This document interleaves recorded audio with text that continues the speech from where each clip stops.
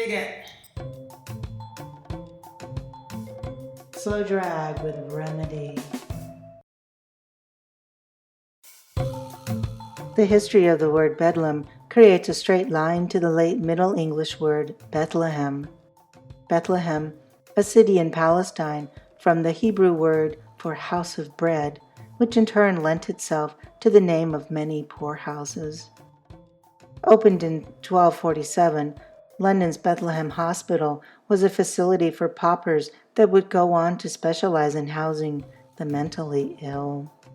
The name shortened to Bethlehem and then quickly corrupted into Bedlam, a word that is now commonly accepted to mean a commotion or an uproar.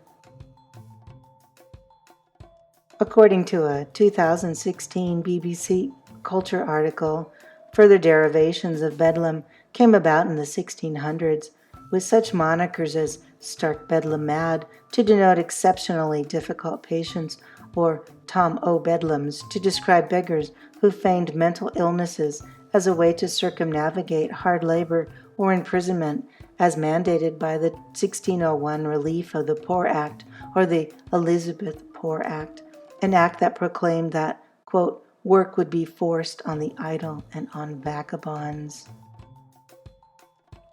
What started with a charitable house of bread has become a taunt, a loophole, a place to stow away anyone deemed financially, emotionally, or even physically out of the ordinary or below society norms.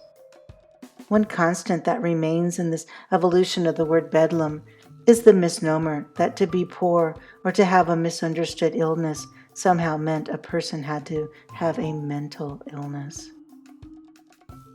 My name is Remedy, and this is an appreciation, an exploration of linguistics and language as framed by the peerless poetry of the modern-day master, Elvis Costello.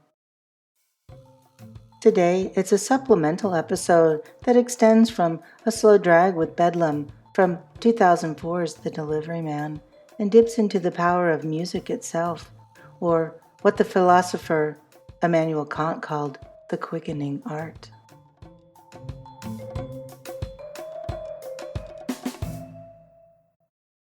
Today's slow drag takes us back to the Bethlehem Hospital, or more accurately, to an article I read about the institution while researching the episode entitled, I Might Recite a Small Prayer.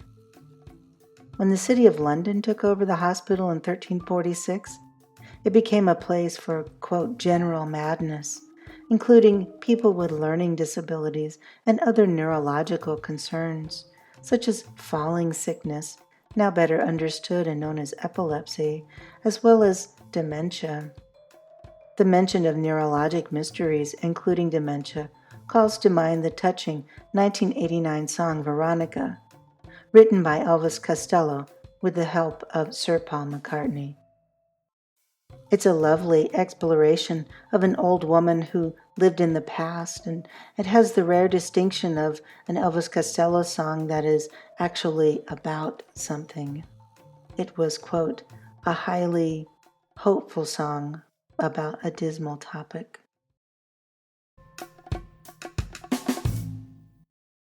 Sometimes we just sit there and she wouldn't say anything and I wouldn't say anything. And you could try and work out what was going on in her head. But I think it's something we don't understand. Not yet, anyway.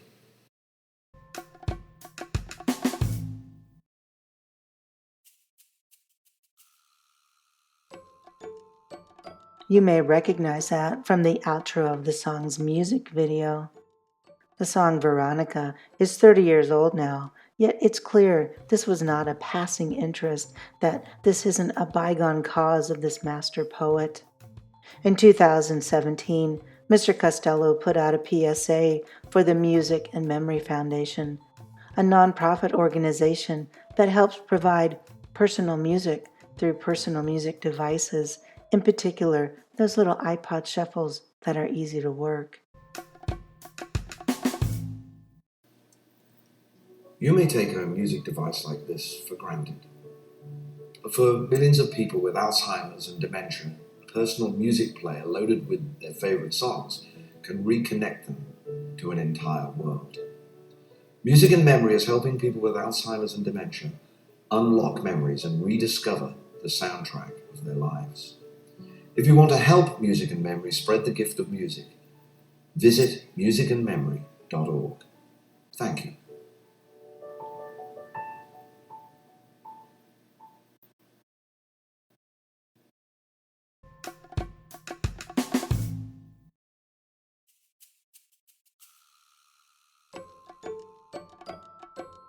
The profound effect of sharing individualized music is captured in a 2012 documentary called Alive Inside.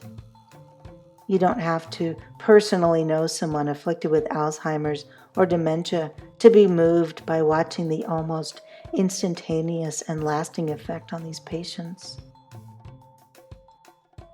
Famed neurologist Oliver Sacks makes an appearance in Alive Inside and is quoted in a 2012 review of the film. The authors quote the renowned neurologist as he credits Kant's The Quickening art, and I quote, "Neurology, it seems that personalized music outfoxes Alzheimer's disease. It moves through the neural pathways unaffected by the disease and activates primal parts of the brain involved with memory, movement, and emotion." Unquote. Music, Sacks adds, is not just a stimulus. If it works at all, it works for the whole person. A Vermont public radio piece distilled this quote down. Quote, "German philosopher Immanuel Kant called music the quickening art. Oliver Sacks uses this quote often when explaining how music can jumpstart the human brain. Music employs so many different parts of the mind at once. It can trigger responses that may have seemed dormant or even lost forever." Unquote. Once misunderstood and treated with outward as well as inward imprisonment, the Personalized Music Project does not cure dementia, but it does seem to address other issues associated with resulting depression and social isolation the disease brings about. As well, the documentary highlights the outdated medical model of many long-term care facilities. Social worker Dan Cohen, the person at the forefront of this movement, believes that this cultural change model seeks to, quote, "replace the medical model with a person-oriented system to enhance the autonomy of older residents." Unquote.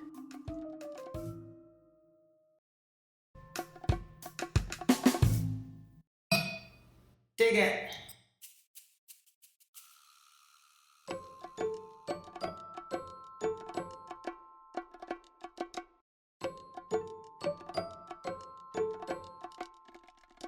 Again, this has been a supplemental slow drag with the notion of Kant's quickening art, as found through Elvis Costello's barn burner Bedlam from 2004's The Delivery Man.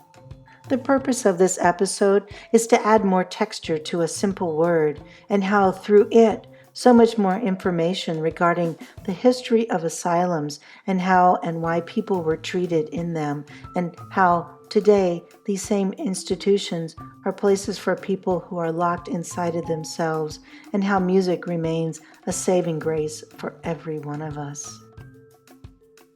In episode 7 of his first season of Revisionist History, entitled Hallelujah, the incomparable Malcolm Gladwell mentions Elvis Costello's 1984 album, Goodbye Cruel World. He bought it, he said, because he bought every Elvis Costello album. He was obsessed. And while he goes on to decry the, quote, angry and loud and awful, the Deportee Club, he does make a larger point about music in general. Psychologically speaking, he says, the music that you listen to at the age of 19 or 20 is the music that, quote, imprints itself most deeply on your consciousness. Now, I know I went into the field of linguistics for many reasons. In part, I've always wondered how, for instance, we know a word starts with, say, P, yet we don't know the word, or how it's possible to sing every word of a song we haven't heard in years, yet very often can't remember how it goes without hearing the music first. I'm still searching for the answers to how our brains recall language in such a peculiar way, but one thing is clear. Between 19 and 90, there's more of a blueprint to understanding memory than we thought. Of course, Elvis Costello's music has provided the soundtrack for my life, and what a good life it is. He is a singular talent that has earned all of the accolades he is willing to accept. Between a 30-year-old song and a 15-year-old song, the connections of the quickening art run through word etymology and his compassion for a family member with faded memories. As he said, I think it is something we don't understand. Not yet, anyway.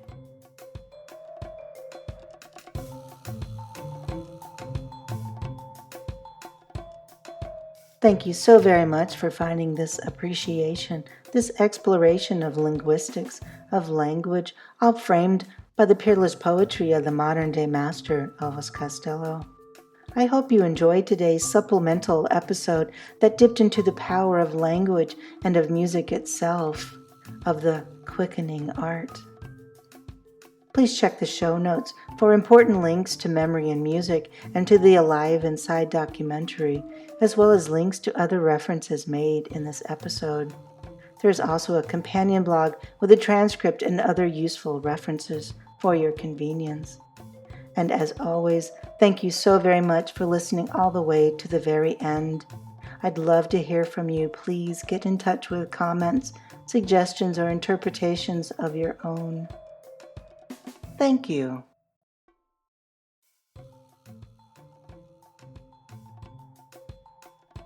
So, until next time, adieu, my little ballyhoo. Slow drag with remedy.